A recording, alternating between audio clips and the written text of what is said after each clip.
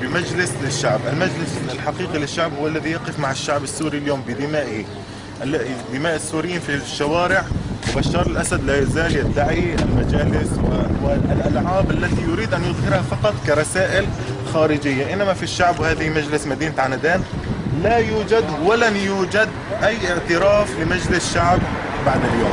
نعم. إلا في نظام قادم إن شاء الله. الشعب السوري أسقط هذا النظام منذ عام، ولا زالت بعض الآن دول العالم أو بعض دول العالم تمنح هذا النظام شيئا من المصداقية. ماذا توجهون أنتم كشعب سوري يتعرض إلى القتل يوميا إلى دول العالم؟ ما هي الرسالة التي توجهونها؟ الصورة اتضحت لدى جميع شعوب وحكام العالم، وبعد أن هجرنا الحكام نناشد شعوب العالم ونهدد حكام العالم بشعوبهم التي تحمل بقايا النخوة في الإنسانية، ونناشدهم بالنظر في موضوع الشعب السوري الذي أريقت دماؤه، ونناشدهم بأن يتصوروا صورهم في شوارع سوريا.